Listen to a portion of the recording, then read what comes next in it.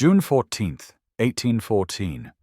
The morning rain fell upon London like tears from a morning sky, streaking the tall windows of St. George's Church, as if heaven itself wept for what was about to transpire within those hallowed walls.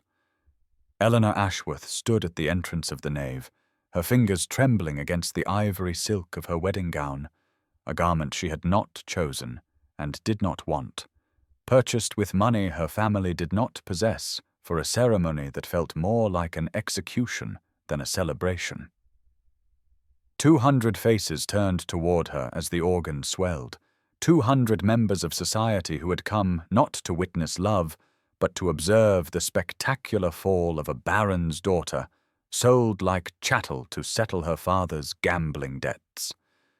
She could feel their eyes crawling over her, drinking in every detail of her humiliation, and she lifted her chin with the same fierce pride her mother had possessed, touching the pearl earrings at her lobes as if drawing strength from that ghostly maternal presence. At the altar waited Frederick Ravenscroft, Duke of Thornbury, a man she had met precisely twice before this morning, a man whose cold grey eyes and severe countenance had earned him whispered epithets throughout the ton.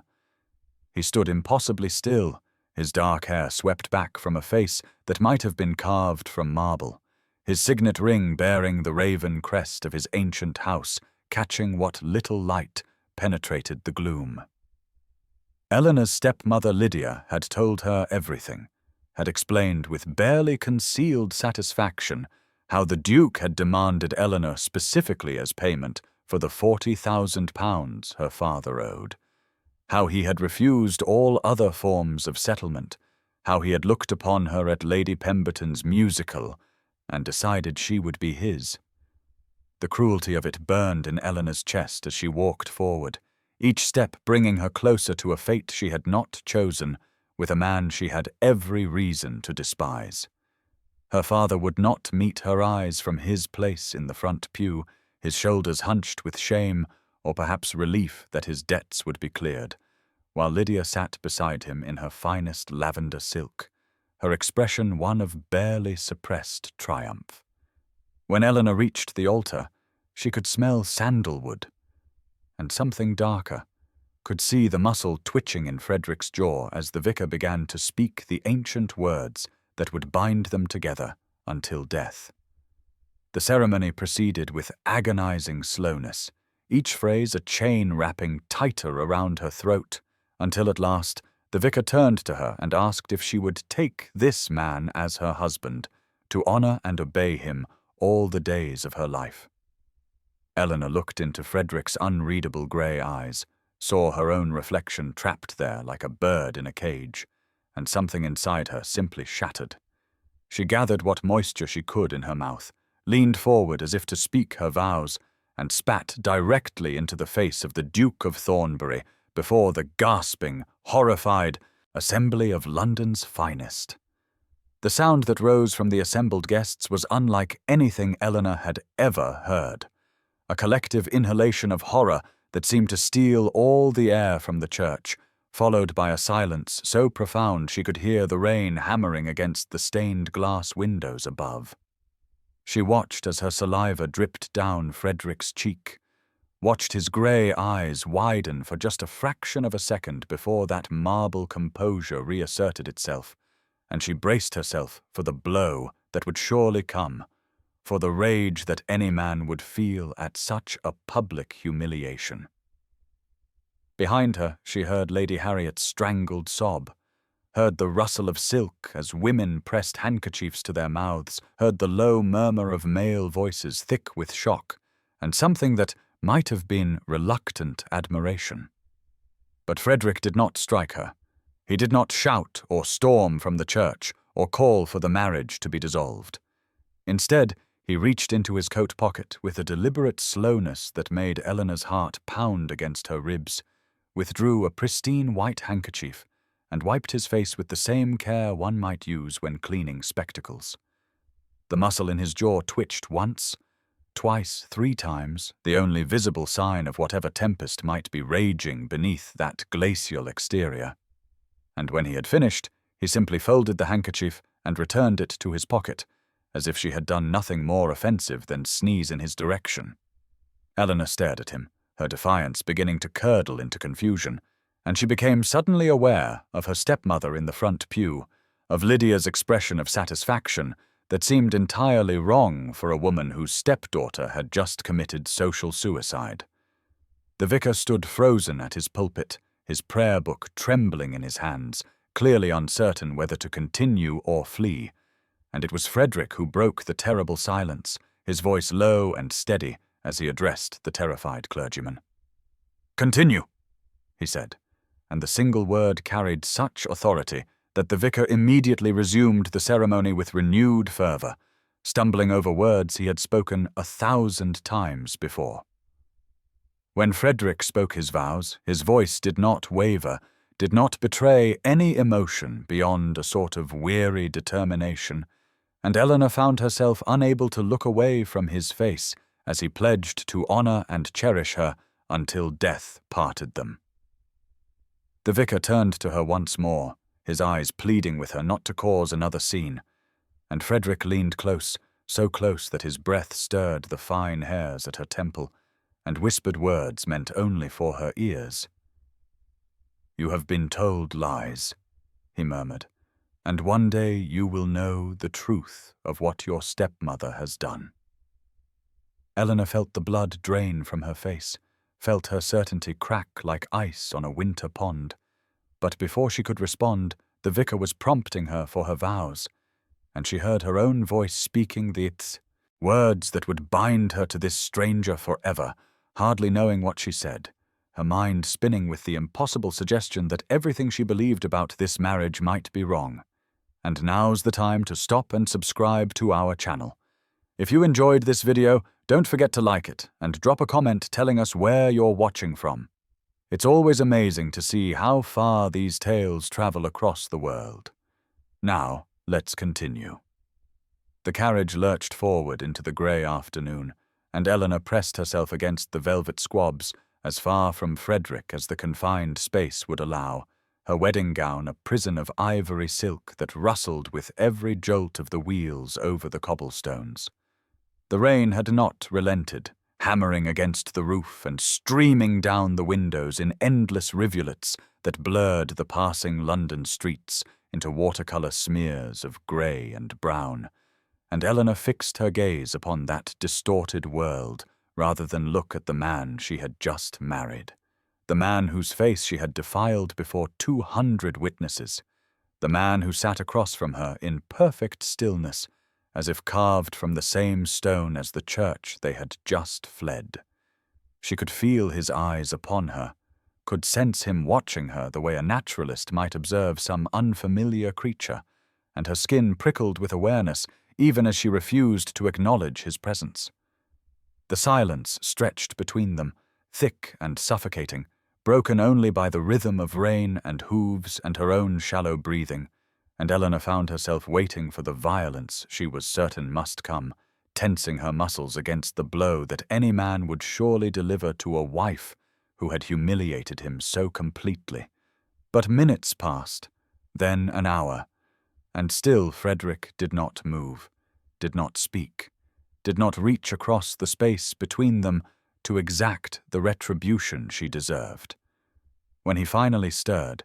Eleanor flinched so violently that her head struck the carriage wall, and she watched with wide eyes as he merely reached beneath his seat to withdraw a thick woolen blanket, holding it toward her with an expression she could not read. "You are shivering," he said, and his voice was lower than she remembered, rougher, as if the words cost him some effort. Eleanor stared at the offered blanket as if it were a serpent, her mind racing to understand what game he might be playing. But the cold had indeed seeped through her thin silk gown, and her teeth had begun to chatter despite her best efforts to control them. When she made no move to accept, Frederick simply leaned forward and draped the blanket across her lap, his fingers careful not to brush against her, and then he settled back into his seat and began to unknot his cravat with methodical precision. Eleanor clutched the blanket without meaning to, drawing its warmth around her shoulders, and found herself watching as Frederick unwound the starched linen from his throat to reveal a thin, white scar that ran from just below his ear to the hollow of his collarbone, a mark that spoke of some violence she could not imagine.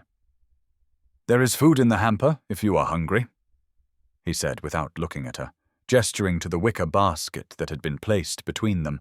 untouched provisions from a wedding breakfast neither had attended. Eleanor said nothing, but some small part of her certainty crumbled as she watched this man who should have been her enemy offer comfort instead of cruelty, and she wondered for the first time if his whispered words at the altar might contain some fragment of truth she had been too angry to consider. The estate emerged from the gathering dusk like something out of a fever dream, its pale stone walls rising against the darkening sky with an elegance that stole the breath from Eleanor's lungs and replaced it with something cold and heavy that settled in her chest like a stone. She had expected grandeur, had braced herself for the ostentatious display of wealth that men like Frederick wielded as weapons against those they wished to diminish. But nothing could have prepared her for the sheer scale of Ravenscroft, for the endless windows that glittered with candlelight, for the sweeping drive lined with ancient oaks that had stood sentinel for generations, for the fountain at the center of the circular approach where carved ravens spread their wings in eternal flight. The carriage rolled to a stop before the massive front doors, and Eleanor remained frozen in her seat as Frederick descended without a word, her mind cataloguing every turret and tower of her gilded prison while her heart beat a frantic rhythm against her ribs. A footman appeared at her door, livery immaculate despite the hour, and Eleanor forced her trembling legs to carry her down the steps and onto the gravel drive, where Frederick waited with that same unreadable expression he had worn throughout the endless journey. The household staff had assembled in the entrance hall, a sea of curious faces arranged in neat rows along the grand staircase that swept upward toward shadowed galleries hung with portraits of stern-faced ancestors who seemed to judge her bedraggled appearance with silent disdain. Frederick introduced her as the Duchess of Thornbury, and Eleanor heard the whispers that rippled through the assembled servants, knew they were cataloguing her ruined wedding gown and wild eyes, and the way she flinched when Frederick's hand hovered near her elbow without quite touching. A woman stepped forward from the ranks, her silver hair pulled back severely, but her eyes kind, and Frederick introduced her as Mrs. Fleming, the housekeeper who had run Ravenscroft since before he was born. Mrs. Fleming curtsied and spoke words of welcome that seemed genuine rather than rehearsed, and Eleanor found herself clinging to that small kindness, as Frederick led her up the staircase past generations of Ravenscrofts frozen in oil and gilt.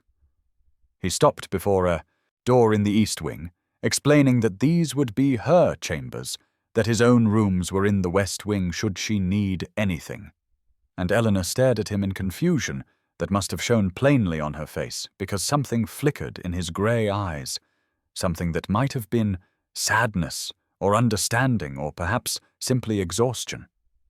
He did not enter her rooms, merely opened the door and gestured for her to proceed,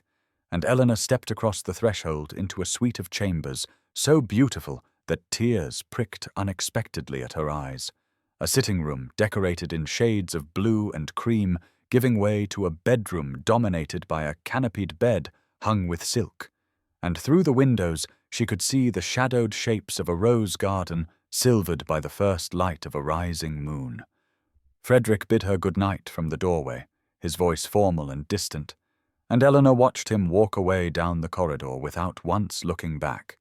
leaving her alone in her magnificent cage to wonder why the door had no lock and why her captor seemed determined to give her every freedom except the one she truly wanted. The days that followed blurred together in a strange rhythm of avoidance and proximity, of shared meals consumed in silence, so thick Eleanor could feel it pressing against her skin like the summer heat that had finally broken through the endless rain. Each morning she woke expecting something to change, expecting Frederick to appear at her door with demands she had been raised to understand were his legal right, but each morning brought only the gentle knock of the housemaid with fresh water and the soft inquiry of whether her grace required anything at all. Eleanor tested the boundaries of her captivity with the careful deliberation of a woman who had learned to expect the worst from men. Wandering first through the corridors nearest her chambers, then venturing further into the sprawling wings of the estate, and always she found doors unlocked and servants who smiled and curtsied, and never once suggested she should not be where she was. It was on the third day that she discovered the library, a cavernous room of mahogany shelves stretching toward ceilings painted with scenes of ancient myths, and Eleanor had stood in the doorway with her heart pounding as though she had stumbled upon some forbidden treasure rather than a collection of books any duchess might rightfully claim. She began spending her afternoons there, pulling volumes at random and curling into the worn leather chair by the window where the light fell golden across the pages.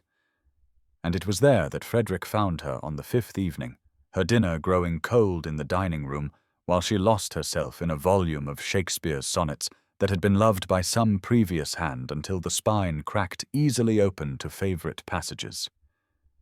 He said nothing at first, merely stood in the doorway watching her with that unreadable expression she was beginning to recognize as his. Mask against the world, and Eleanor braced herself for a reprimand that never came. "I see you have found my mother's favorite," he said instead, his voice carrying that rough quality she noticed emerged only when something had caught him off guard. Eleanor looked down at the book in her hands, at the faded inscription on the flyleaf she had not thought to examine, and felt something shift in her understanding of the cold man she had married. The dinners grew less silent after that, stilted conversations about books giving way to something almost resembling companionship, though Eleanor still flinched when his hand moved too quickly and still watched him from beneath her lashes for signs of the cruelty she remained certain lurked beneath his patience. A letter arrived from Lady Harriet on the seventh day, its pages filled with worry and questions Eleanor could not bring herself to answer honestly, and she sat in her beautiful rooms wearing the dark colors of a woman in mourning, and wondered how long Frederick's strange game of kindness could possibly last before the trap finally closed around her. The sound of carriage wheels on gravel drew Eleanor from her afternoon reading on June 28th, and she peered through the library window to see an elegant curricle pulling up before the main entrance, its occupant a fair-haired gentleman whose easy smile and fashionable attire marked him as someone from Frederick's world rather than hers. She learned at dinner that evening that Lord Philip Montague had arrived for an extended visit, Frederick's cousin and closest friend, and Eleanor watched the way the two men interacted with a curiosity she could not quite suppress, noting how Philip's presence seemed to loosen something in Frederick's rigid bearing, how laughter occasionally escaped lips she had only ever seen pressed into stern lines. The days that followed brought a new dynamic to Ravenscroft,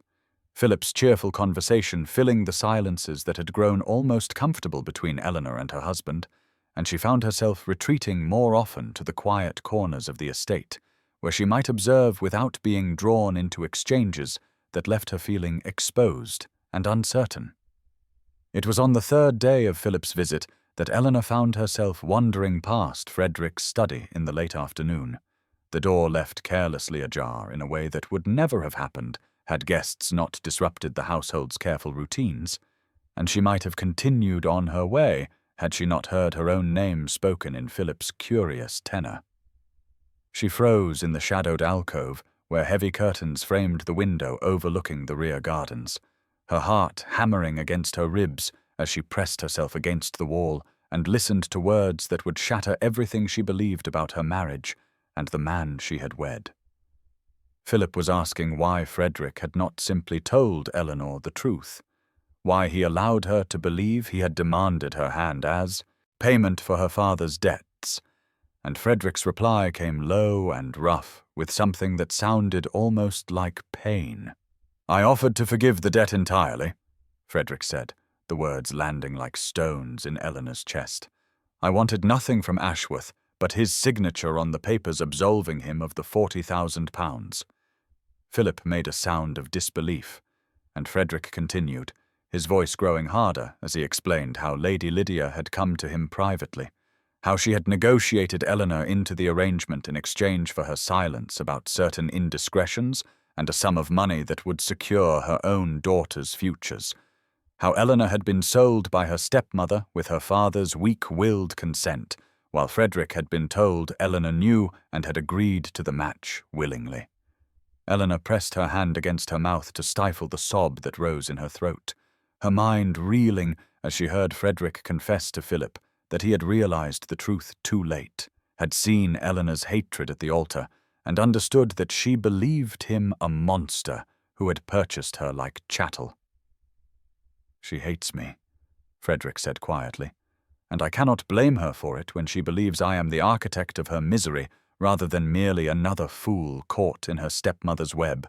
and Eleanor heard in his voice a weariness and resignation that pierced something deep within her chest that she had thought too armored to feel anything at all.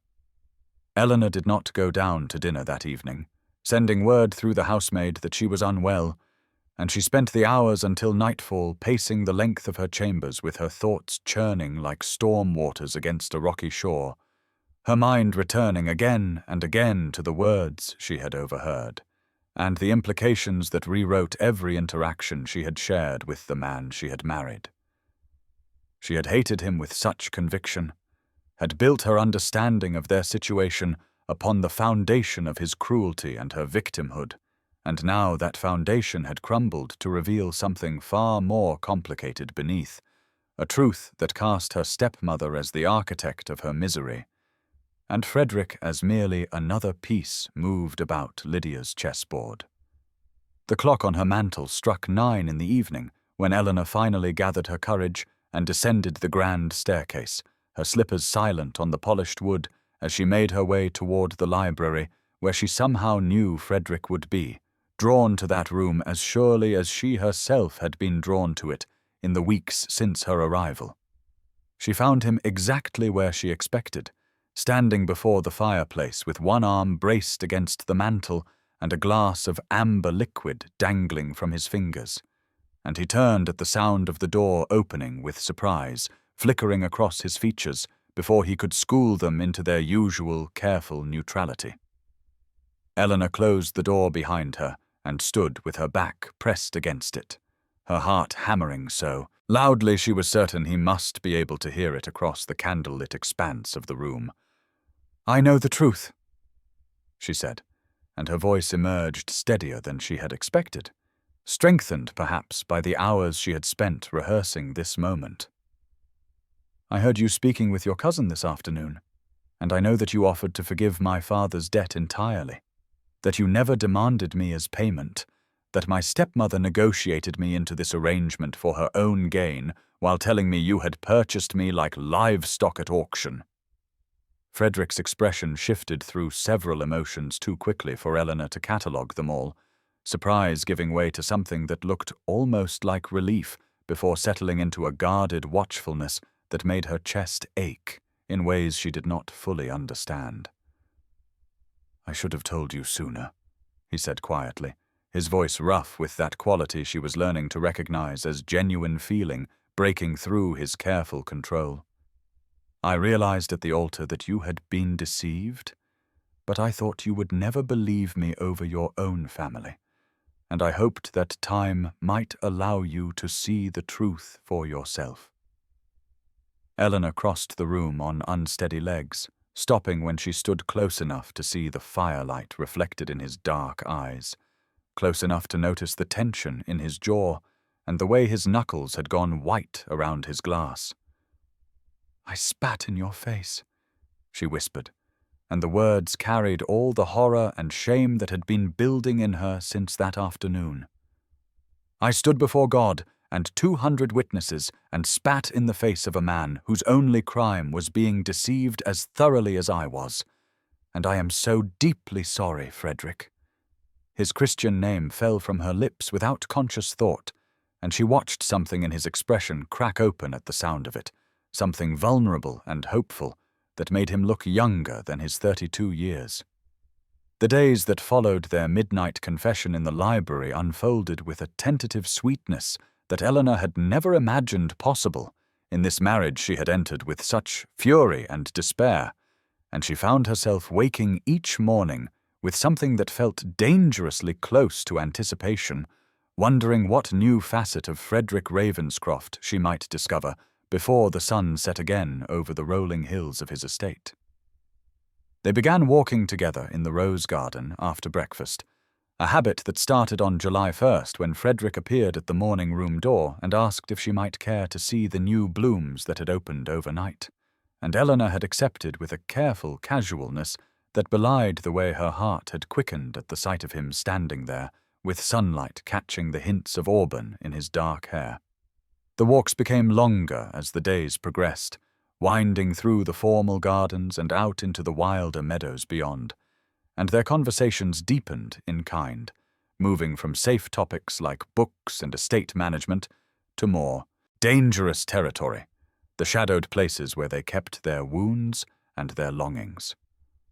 It was during their walk on July 8th that Eleanor finally asked about the scar on his neck, the thin white line she had first glimpsed during their carriage ride from London, and Frederick's step faltered for just a moment before he answered in a voice gone rough with old pain, telling her of a childhood accident that was no accident at all, of a father whose rages had been legendary and whose hand had been as quick with violence as his tongue had been with cruelty, of a boy who had learned to become stone because stone could not bleed. Eleanor had stopped walking then, turning to face him in the dappled shade of an ancient oak, and she had reached up without thinking to touch the scar with gentle fingertips,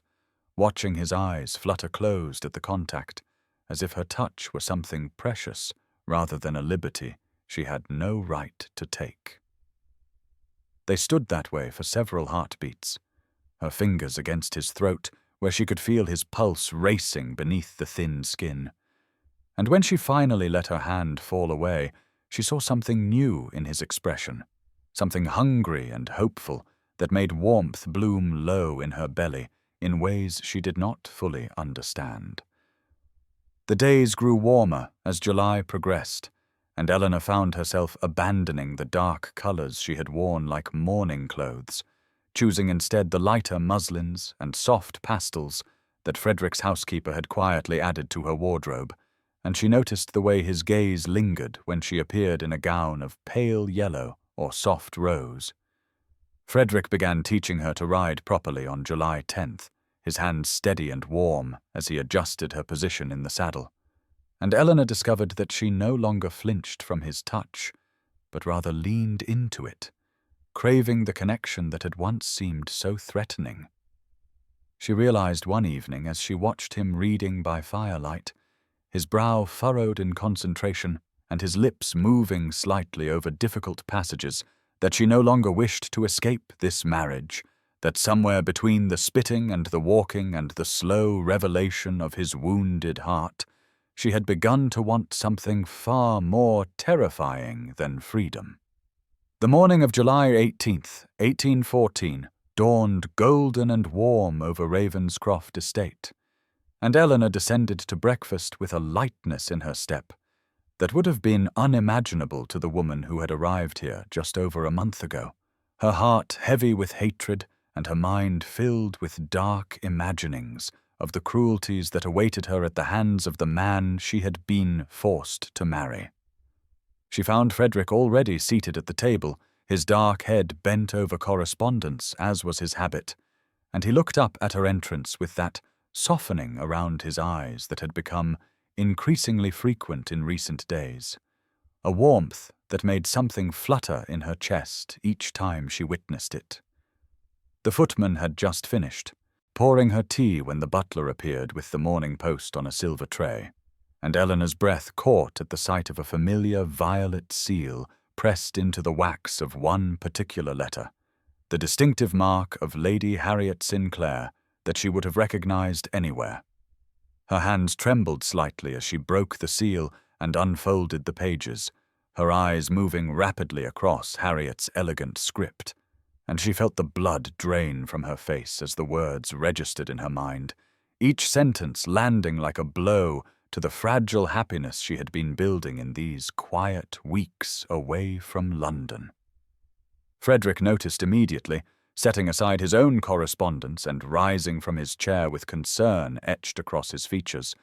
and he crossed to her side of the table with a question in his dark eyes that Eleanor could not bring herself to answer, instead thrusting the letter toward him with fingers that would not stop shaking.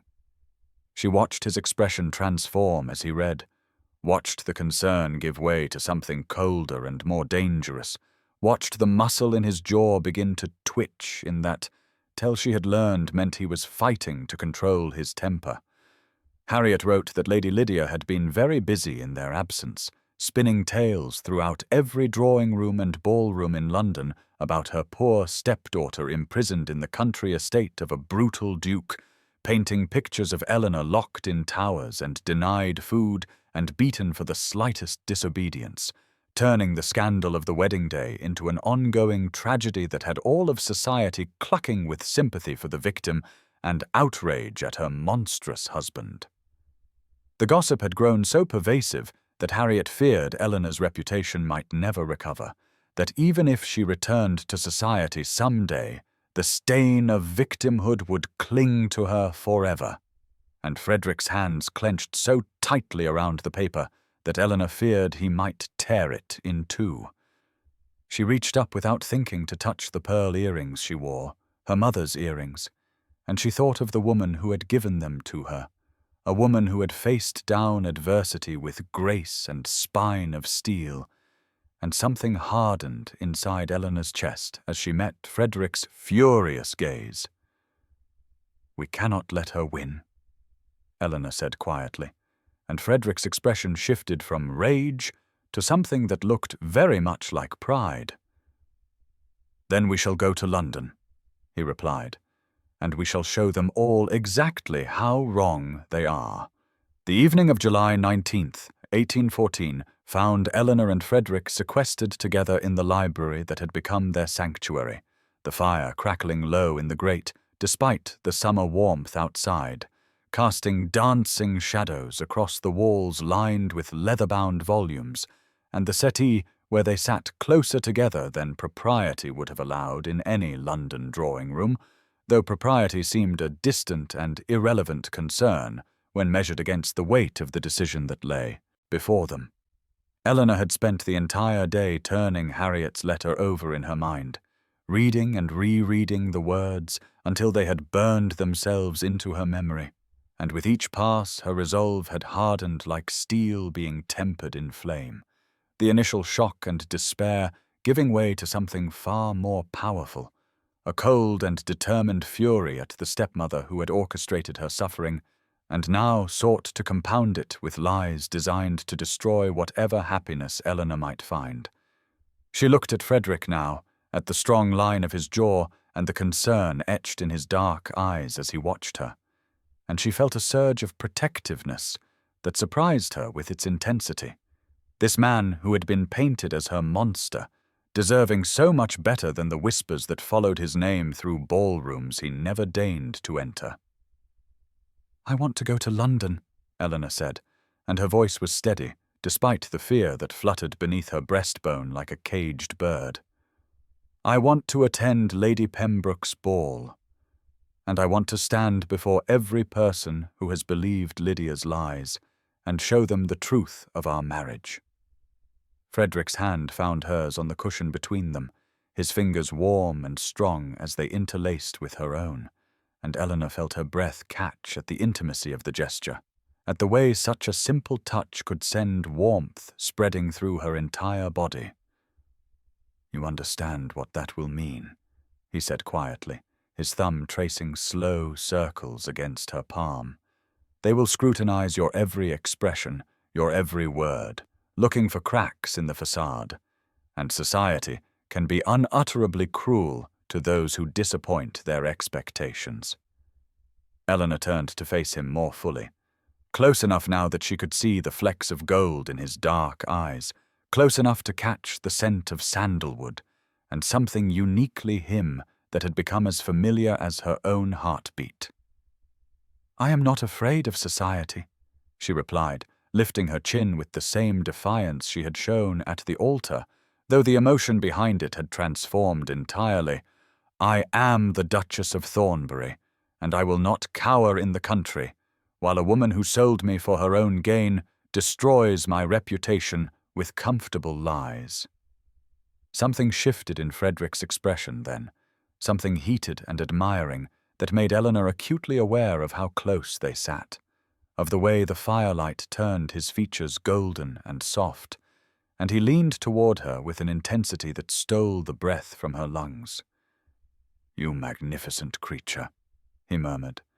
and Eleanor felt herself swaying toward him as if pulled by an invisible thread, their faces inches apart, his breath warm against her lips.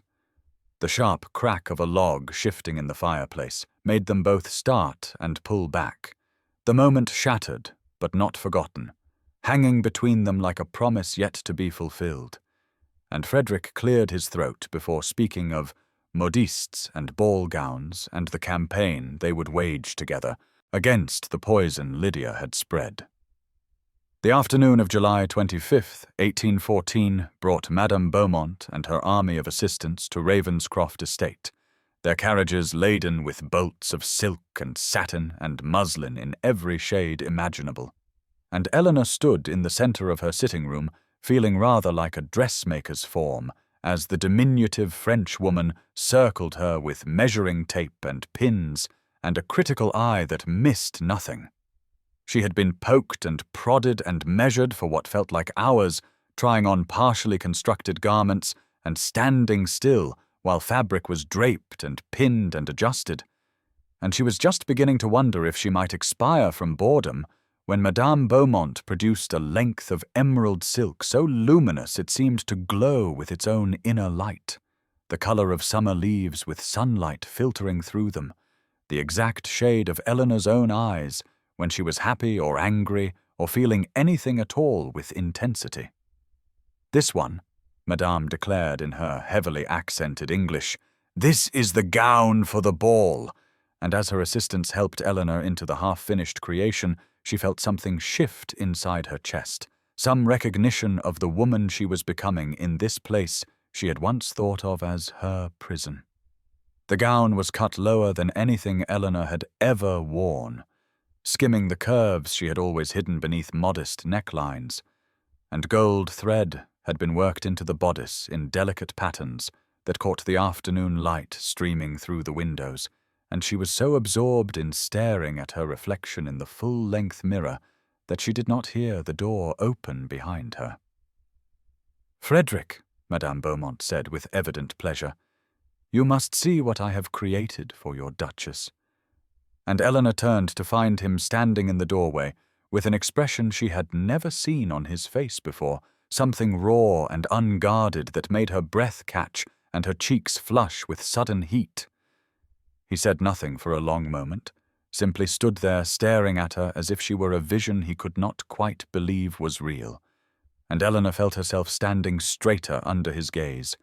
felt beautiful in a way she had never felt before, not merely acceptable or presentable, but truly beautiful, the kind of beautiful that made a man forget how to speak. "You look," Frederick began, and then stopped, swallowing hard, and Eleanor watched the movement of his throat with fascination, watched the way his hands clenched at his sides as if he were fighting some internal battle for control. Madame Beaumont was watching them both with knowing eyes and a small, satisfied smile, and she shooed her assistants from the room with rapid French before following them out and closing the door behind her with a soft click that seemed to echo in the sudden silence. Frederick crossed the room in 3 long strides and stopped just before her, close enough that she could feel the warmth radiating from his body, close enough that she could see the golden flecks in his dark eyes and the rapid pulse beating at the base of his throat. "You are magnificent," he said softly, and the word wrapped around her like silk, and Eleanor understood in that moment that everything between them had changed irrevocably, that they were balanced on the edge of something neither of them could take back. The night of July 31st, 1814, wrapped Ravenscroft estate in silver moonlight and the heavy scent of roses at their summer peak, and Eleanor found herself unable to sleep, despite the lateness of the hour, her mind spinning with thoughts of tomorrow, and the ball, and the hundreds of eyes that would scrutinize her every movement. And so she had slipped from her bed and wrapped herself in a white cotton wrapper over her nightgown, and made her way through the silent house to the garden that had become her sanctuary in these strange and wonderful weeks. The fountain at the garden's center caught the moonlight and scattered it like diamonds across the dark water, and Eleanor stood beside it with her bare feet cool against the stone pathway, breathing in the perfume of the roses and trying to quiet the fear that churned beneath her breastbone. And she did not hear Frederick approach until his voice came soft and low from behind her, asking if she too found sleep impossible on this night before battle. He had removed his cravat, and his collar lay open at his throat, and in the moonlight he looked younger somehow, less guarded, the sharp angles of his face softened by shadow and silver light,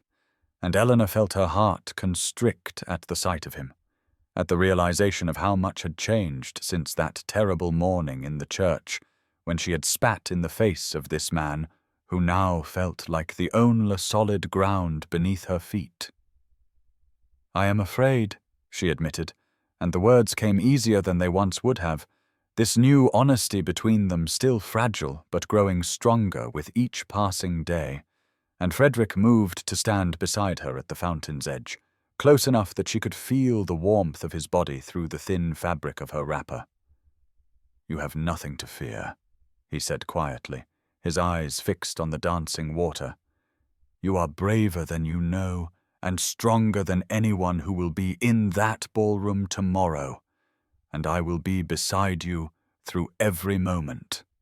Eleanor turned to face him then, this man she had hated so completely,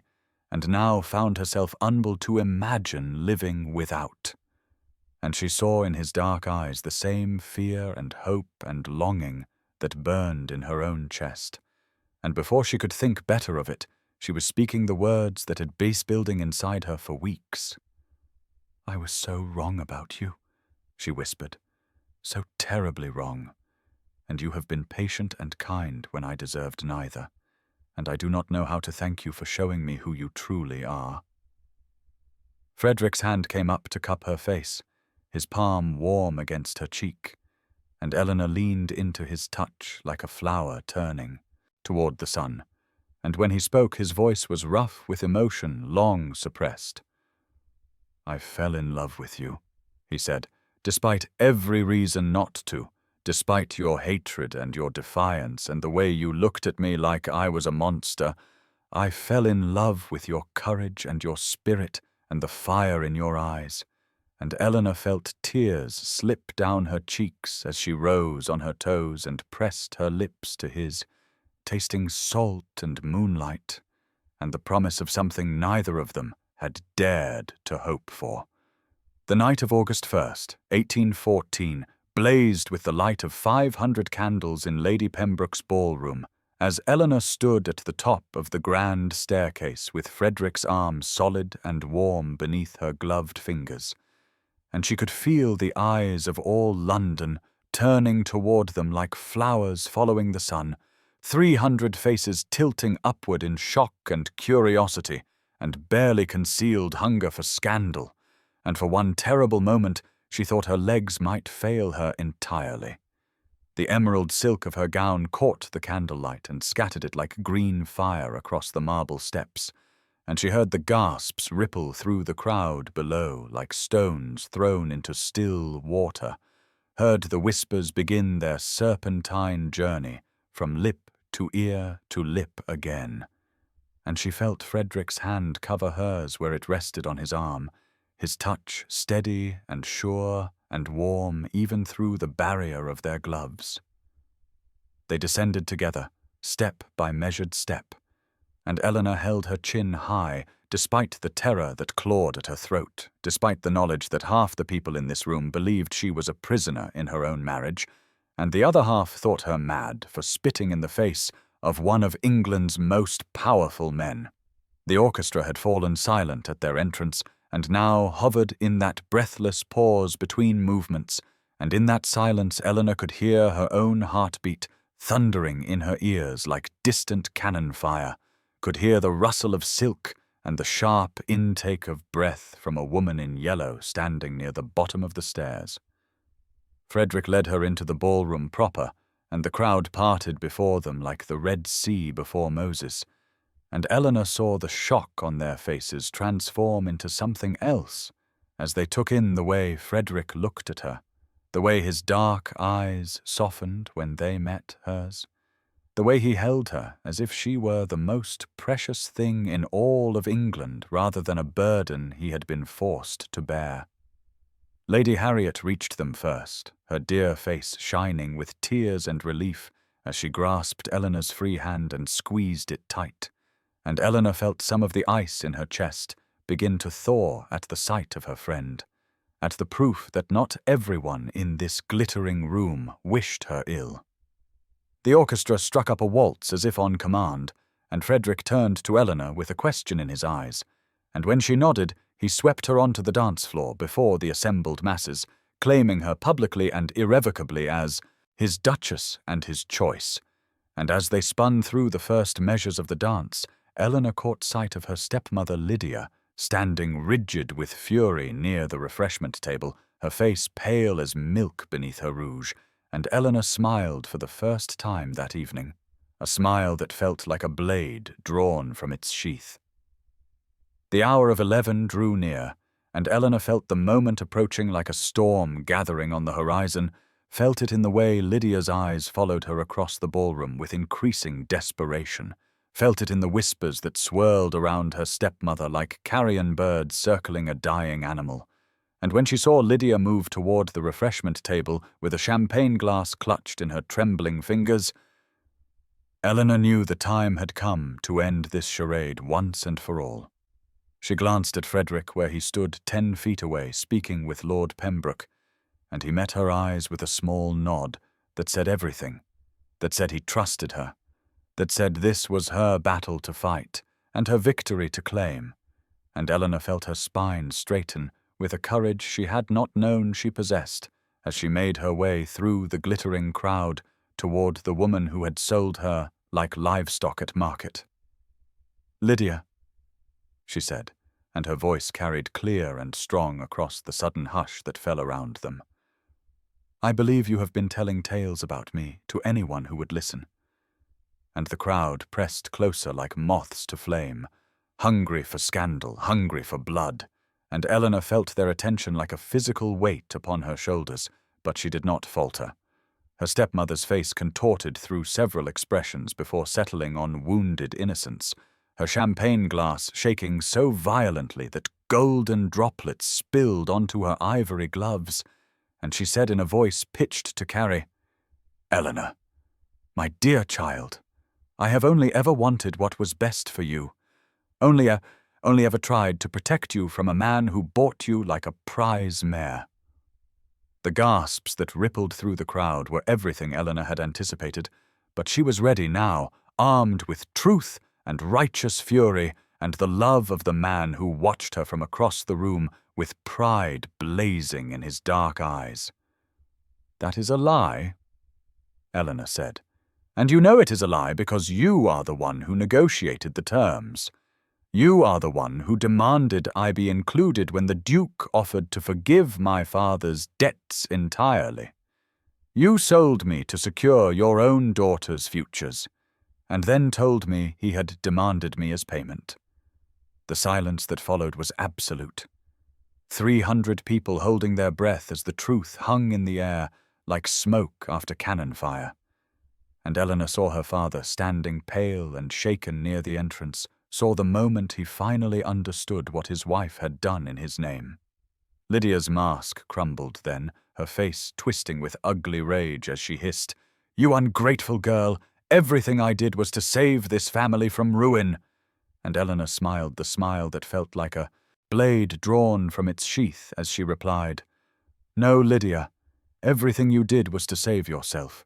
and now everyone knows it." The crowd parted as Lydia fled toward the doors, her reputation in tatters behind her, and Eleanor felt Frederick's hand warm and solid on the small of her back as he appeared beside her, and she leaned into his strength as the orchestra struck up another waltz, and the ton began to whisper not of scandal, but of vindication. The carriage wheels clattered over the cobblestones of Mayfair as the clock struck 2 in the morning on August 2nd, 1814, and Eleanor sat pressed against Frederick's side, with her heart still racing from the triumph of the evening, still feeling the echoes of vindication singing through her blood. And when his hand found hers in the darkness of the carriage, she turned to look at him, and saw something in his eyes that made her breath catch in her throat, something raw and hungry and tender all at once, that told her tonight would be different from all the nights that had come before. The London townhouse rose before them like a promise kept, its windows dark except for the single lamp left burning in the entrance hall, and when Frederick helped her down from the carriage, his hands lingered at her waist for just a moment longer than necessary, and Eleanor felt the heat of his touch burn through the emerald silk of her gown like a brand upon her skin. They climbed the stairs together in silence, but it was not the cold silence of their wedding day, not the wary silence of those first terrible weeks. It was a silence thick with anticipation and possibility, a silence that hummed with everything they had not yet said, and everything they were about to become. Frederick led her to the master bedroom rather than the separate chambers she had occupied before, and when he closed the door behind them, Eleanor felt no fear, felt nothing but a fierce and tender wanting that she had never allowed herself to feel before this moment. She turned to face him in the candlelight, and saw that his hands were trembling slightly as he reached for her, and she loved him more in that moment of vulnerability than she had ever loved anything in her 26 years of living, loved him for his patience and his gentleness and his unwavering faith that she would come to him when she was ready. Eleanor reached up and unfastened her mother's pearl earrings with steady fingers, placed them carefully on the bedside table, where they gleamed like twin moons against the dark wood, and then she stepped into Frederick's arms and kissed him with all the passion and gratitude and desperate love that had been building in her heart for weeks. He extinguished the candles one by one until only moonlight remained, silver and soft through the tall windows, and when he laid her down upon the bed and whispered her name like a prayer, Eleanor felt tears slip down her cheeks, tears of joy and relief, and the overwhelming knowledge that she had found her home at last, not in these walls of stone and silk, but in the arms of this man who had waited for her, who had loved her, even when she gave him nothing but hatred and scorn. The summer dawn found them tangled together in the sheets. Frederick's hand splayed protectively across her stomach, as if he already knew what that night had kindled within her, and Eleanor pressed her lips to the scar on his neck and smiled against his skin as the first bird-song drifted through the open window. The days that followed their first true night together unfolded like the pages of a book Eleanor had never dared to dream she might read, each morning bringing new discoveries about the man she had married, and each evening offering fresh opportunities to explore the depths of their connection. And as August stretched before them, in an endless ribbon of golden sunshine and whispered promises, Eleanor felt herself becoming someone new, someone who laughed freely and loved without reservation, and no longer flinched at the sound of her own happiness. Frederick changed too in ways both subtle and profound, the cold mask he had worn like armor falling away piece by piece, until Eleanor could scarcely remember the forbidding Duke who had stood silent at the altar while she spat in his face. and in his place stood a man who smiled at her across the breakfast table with such unguarded warmth that it made her chest ache. A man who reached for her hand as they walked through Hyde Park and pressed kisses to her temple when he thought no one was watching. A man whose laugh she had come to treasure more than any jewel in his family's considerable collection. They remained in London for 2 weeks after the ball, attending dinners and musicales and garden parties where society fell over itself to welcome the Duchess of Thornbury into its glittering fold, and Eleanor found a wicked satisfaction in watching the same people who had whispered about her misfortune now clamoring for her attention and approval, though she was careful to extend her genuine warmth only to those who had shown her kindness before her triumph, chief among them Lady Harriet, who wept with joy at seeing her friend so transformed by love. But it was the quiet moments Eleanor treasured most, the lazy mornings when Frederick would read aloud to her from the newspapers while she sipped her chocolate, the afternoons when they would lose themselves in the cool shadows of the British Museum or wander through the booksellers on Paternoster Row, the nights when the boundaries between them dissolved entirely, and Eleanor learned that passion could be both tender and fierce, that a man's strength could be offered rather than imposed, that surrender was not defeat, but rather victory of the sweetest kind.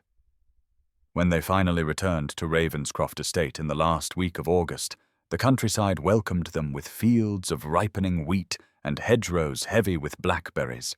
and Eleanor stood at her window on that first morning home and marvelled at how different everything looked when seen through the eyes of love rather than resentment, how the rose garden below seemed to bloom more vibrantly and the sky stretched more endlessly blue than she had ever noticed before. She did not yet know that she carried Frederick's child within her, did not understand why the scent of certain foods made her stomach turn, or why she felt so weary by mid-afternoon, but she knew with absolute certainty that she had found her place in the world at last. And when Frederick came up behind her and wrapped his arms around her waist and pressed his lips to the curve of her neck, Eleanor leaned back into his embrace and whispered that she loved him, and his arms tightened around her as he murmured the words back against her skin. September arrived at Ravenscroft Estate with the first hints of autumn colour touching the edges of the oak leaves, and a crispness in the morning air that made Eleanor pull her shawl more tightly around her shoulders as she stood at her bedroom window watching the sun rise over the gardens she had come to love so dearly. And it was on one such morning in the second week of that golden month that she first began to suspect the truth that would change everything. For she had missed her courses twice now, and the smell of kippers at breakfast had sent her fleeing from the dining room, with her hand pressed over her mouth, while Frederick called after her in alarm.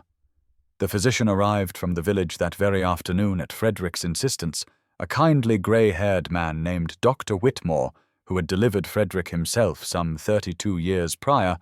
and when he emerged from Eleanor's chambers with a knowing smile and confirmed what she had already begun to hope in the secret chambers of her heart, Eleanor watched her husband's face transform from worried concern to stunned disbelief to radiant, overwhelming joy in the space of a single heartbeat. Frederick crossed the room in 3 long strides and gathered her into his arms with such tender reverence that Eleanor laughed against his chest, and when he pulled back to look at her, there were tears glistening in his dark eyes, tears that this proud and stoic man made no effort to hide or explain away, and he whispered that she had given him everything he had never dared to want, a love he did not deserve, and now a child to carry that love forward into generations yet to come. The weeks that followed were filled with a new kind of tenderness, as Frederick became almost comically protective, insisting that Eleanor rest whenever she looked the slightest bit fatigued, and personally supervising the preparation of every meal to ensure nothing might upset her delicate condition. And though his hovering occasionally made her want to scream with frustration, Eleanor found she could not truly resent his care when she saw how his hand trembled each time he placed it gently against the curve of her still flat stomach. Lady Harriet arrived for an extended visit in late September and wept with joy at the news, declaring that she had never seen Eleanor looking more beautiful or more content, and the two friends spent long afternoons in the rose garden discussing names and nursery decorations, while Frederick watched from his study window with a smile he could not seem to suppress. Letters arrived from London bearing congratulations from society matrons who had once whispered behind their fans about the scandalous altar incident, and Eleanor took particular satisfaction in penning gracious replies that revealed nothing of her private amusement at their transparent attempts to curry favour with the future mother of the next Duke of Thornbury. For she had learned that the best revenge was simply to live well and love deeply, and let her happiness speak louder than any words she might have offered in retort. October brought with it the first true chill of approaching winter, and a transformation in Eleanor that went far beyond the gentle swell of her belly, now visible beneath her mourning gowns. For she had become in these months not merely a duchess in name, but a woman fully awakened to her own worth and power, a woman who walked through the halls of Ravenscroft estate with the quiet confidence of someone who had earned her place through suffering and emerged stronger for it. And Frederick watched her with an adoration that seemed to deepen with each passing day as autumn painted the estate in shades of amber and gold. The household staff had become her devoted allies, Mrs. Fleming fussing over her diet and rest with maternal vigilance, while the footman competed to anticipate her slightest need, and Eleanor found herself moved nearly to tears by their genuine affection, so different from the cold indifference she had known in her father's house, where Lydia's daughters had always taken precedence, and Eleanor had learned to make herself small and invisible. Frederick insisted on hiring a London physician to attend her alongside Dr. Whitmore, sparing no expense to ensure both mother and child would receive the finest care, and when Eleanor protested that such extravagance was unnecessary, he silenced her with a kiss and reminded her that she was carrying the future of his family within her, that there was nothing in his power he would not do to keep her safe and well. They spent long evenings in the library now, Frederick reading aloud while Eleanor reclined on the settee with her feet in his lap and his free hand resting protectively over the growing curve of her stomach, and sometimes she would catch him gazing at her with such wonder in his dark eyes that she had to look away for fear of weeping at the tenderness of it. Lady Harriet wrote faithfully each week with news from London, reporting with evident satisfaction that Lydia had retreated entirely from society following her humiliation at the ball, and that Lord Thomas Ashworth had taken to drink with renewed vigour, unable to face the consequences of his weakness and the daughter he had so callously betrayed. Eleanor found she could summon no satisfaction at her father's decline, only a weary sort of pity for a man who had never possessed the courage to protect those who depended upon him. And when Frederick asked if she wished to write to him, she shook her head and said that some bridges once burned could never be rebuilt, that she had found her true family now in the man who had married her in spite of her hatred, and loved her through every obstacle she had placed in his path. The child quickened for the first time on an October evening while they sat together watching the sunset paint the sky in shades of rose and gold, and Eleanor gasped and pressed Frederick's hand against her belly so he could feel the flutter of new life within her. And when she looked up at his face, she saw tears streaming freely down his cheeks as he whispered that he had never known such happiness was possible. November settled over Ravenscroft estate like a grey woolen blanket, bringing with it frost that silvered the windows each morning, and a biting wind that kept Eleanor confined to the warmth of the house, where fires blazed in every hearth, and Frederick had ordered extra coal brought up from the village to ensure his wife and unborn child would never feel the slightest chill. And it was during these shortened days of early winter that Eleanor found herself reflecting often on the extraordinary journey that had brought her from that rain-soaked church in June, where she had spat in the face of the man she believed to be her tormentor, to this place of profound contentment and swelling hope, where that same man now spent his evenings with his hand pressed against her rounded belly, whispering promises to the child who grew within her. The physician had pronounced her in excellent health during his weekly visit, noting with approval that both mother and baby seemed to be thriving despite the cold weather, and Eleanor had caught the look of overwhelming relief on Frederick's face each time such reassurances were offered, for she had come to understand that beneath his composed exterior lay a man who had known too much loss and feared desperately that happiness once granted might be snatched away again. Lady Harriet wrote with news that all of London was buzzing with anticipation for the birth of the Ravenscroft heir, that betting books at the gentlemen's clubs had been opened on whether the child would be a boy or girl, and that Lydia had been spotted looking gaunt and aged at a minor assembly where she had been cut by 3 ladies who had once counted themselves among her particular friends. Eleanor read these reports with neither triumph nor regret, finding that the woman who had orchestrated her forced marriage had become small and insignificant in her thoughts,